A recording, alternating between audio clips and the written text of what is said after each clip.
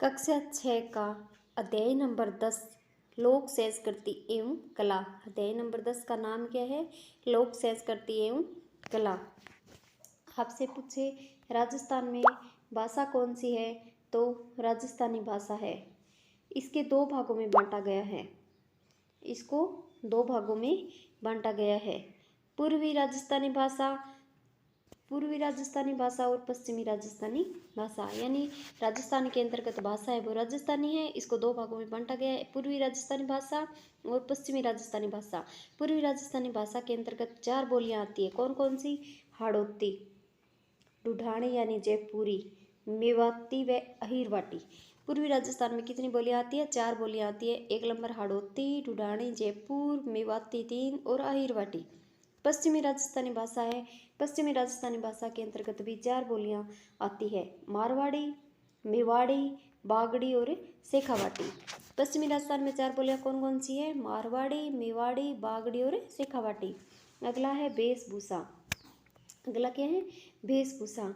वेशभूषा, राजस्थान वेशभूषा अपने चटक रंग के लिए जानी जाती है। कौन से रंग के लिए राजस्थानी वेशभूषा जानी जाती है? तो चटक रंग के लिए जानी जाती है। महिलाएं घाघरा, चोली व रंग बिरंगी गोटा लगी ओढ़नी पहनती है। पुरुष धोती, कुर्ता पायजामा पहनता है। अगला आ गया त्यौहार। राजस्थान में बनाए जाने वाले त्योहार में गणगौर। गणगौर त्यौहार कब आता है? चैत्र शुक्ल की तृतीया को गणगौर त्यौहार बनाया जाता है। चैत्र शुक्ल की तृतीया को गणगौर बनाया जाता है। गण यानी शिव और गौर यानी पार्वती का रूप है। अगला है तीज।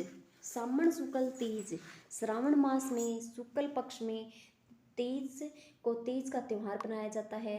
और कजली तीज या सातुड़ी तीज, कजली तीज और सातुड़ी तीज वो आती है भाद्रपद कृष्ण तीज को बनाई जाती है। अगला है शीतलाष्टमी।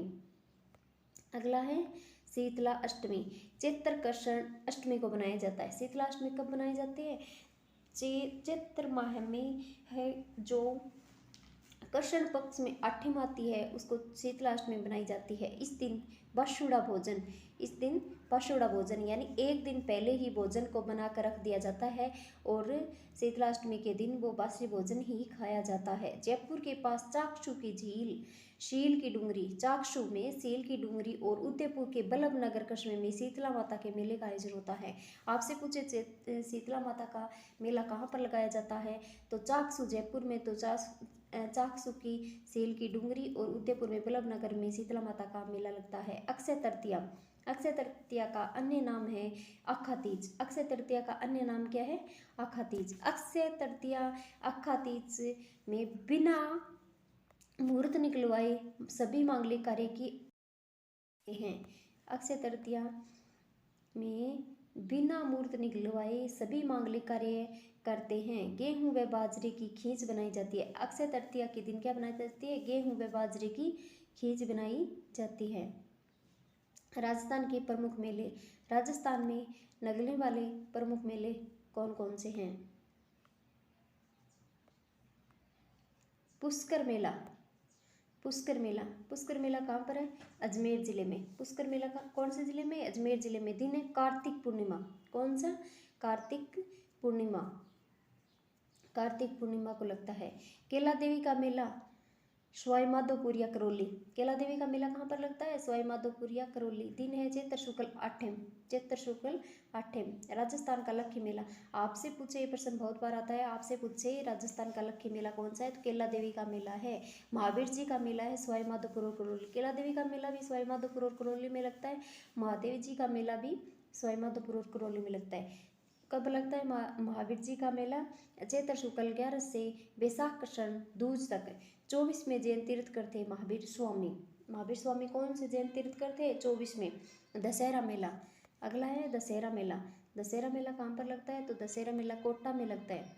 दशहरा मेला कोटा जिले में लगता है। शुरुआत हुई थी दुर्जन साल के समय 1729 से 56 ईस्वी में शुरुआत हुई थी। अत्यधिक आकर्षक बनाने का कार्य उमेद सिंह सेकंड ने किया। हरियाली अमावस्या का मेला।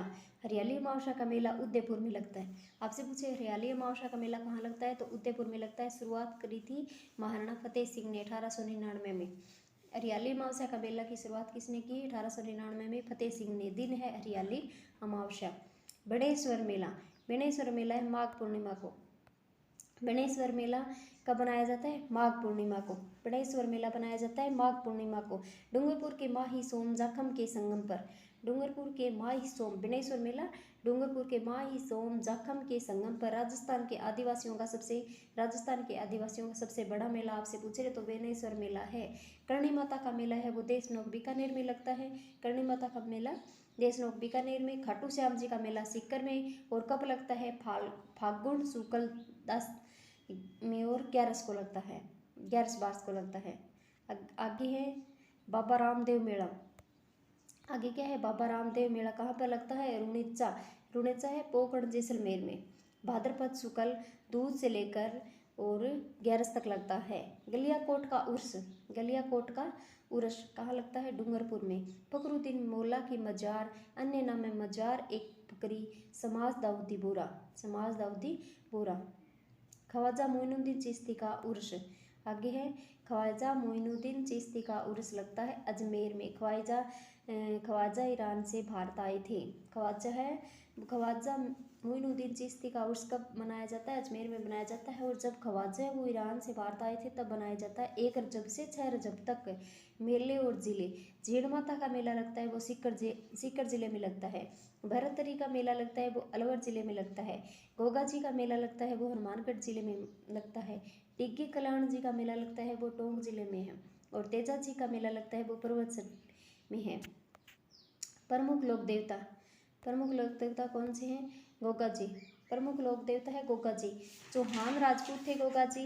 गुरु का नाम था इनके, गोगा जी के गुरु का नाम आपसे पूछे तो गोरखनाथ। भाद्रपद कृष्ण नवमी गोगा नवमी बनाई जाती है। आपसे पूछे गोगा नवमी कब बनाई जाती है तो भाद्रपद कृष्ण नवमी को। मेला लगता है गोगा मेडी हनुमानगढ़ में। अगला है तेजा जी। भाद्रपद शुक्ल 10वीं को पर्वतसर नागौर में मेला लगता है। तेजा जी का मेला कहाँ पर लगता है? भाद्रपद का शुक्ल पक्ष की 10वीं को पर्वतसर नागौर में मेला लगता है। पर्वतसर नागौर में मेला लगता है। रामदेव जी, रामदेवरा पोकरण जैसलमेर, रामदेवरा पोकरण जैसलमेर। मुस्लिम रामसा पीर कहते हैं। लोक देवताओं में सबसे प्रमुख और अवतारी पुरुष माना जाता है। अगला है बाबूजी। बाबूजी को क्या कहा जाता है? ऊंटों का देवता। ऊंटों का देवता किसे कहते हैं? तो बाबूजी को कहते हैं। संत में है मीराबाई। मीराबाई का जन्म हुआ कुड़की गांव में, कुड़की ग्राम मेड़ता रोड, मेड़ता नागौर में, कुड़की ग्राम मेड़ता नागौर में। दादू दयाल 1585 में फतेहपुर सीकरी में अकबर से भेंट की। दादू दयाल ने 1603 ईस्वी में नारायणा में देह त्याग किया। जाम्बूजी, अगला है जाम्बूजी। जन्म हुआ विक्रम संवत 1508 भाद्रपद कृष्ण 8 पिपासर नागौर में। जाम्बूजी का जन्म आपसे पूछे कब हुआ? विक्रम संवत 1508 में। और कहाँ पर हुआ? तो पिपासर नागौर में। बिश्नोई संप्रदाय के प्रवर्तक थे जसनाथ जी। जसनाथ जी का जन्म हुआ कतरियासर बीकानेर में। जसनाथ जी का जन्म कहाँ पर हुआ? कतरियासर बीकानेर में। सरदानाथ जी देह त्याग लक्ष्मणगढ़ सीकर में। आगे है हस्तकला, राजस्थान की हस्तकला। हस्तकला में सबसे पहले है काष्ठकला। हस्तकला में सबसे पहले कौन सी है? काष्ठकला। प्रधान केंद्र है बस्ती चित्तौड़गढ़। काष्ठकला का सबसे प्रधान क्षेत्र राजस्थान में कहाँ है? तो बस्ती चित्तौड़गढ़ में है। लकड़ी के खिलौने की एक कठपुतली है वो उदयपुर में। लकड़ी के खिलौने की एक कठपुतली उदयपुर में। लकड़ी की मूर्तियां बनाई जाती है जेठाना डूंगरपुर में। लकड़ी की मूर्तियां कहाँ बनाई जाती है? जेठाना डूंगरपुर में। लकड़ी के फर्नीचर बीकानेर प्लस शेखावाटी में। आगे है मूर्तिकला। मूर्तिकला में है पहला टेराकोटा। टेराकोटा मिट्टी से मूर्तियां तथा विभिन्न सजावटी व उपयोगी वस्तुएं तैयार कर पकाना टेराकोटा के नाम से जाना जाता है।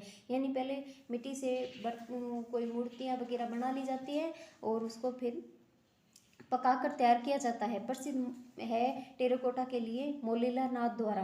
प्रसिद्ध क्या है? मोलेला नाथ द्वारा। और इसके अलावा एल्वर और Barmer. Blue pottery Jaipur. Blue pottery कहाँ की प्रसिद्ध है?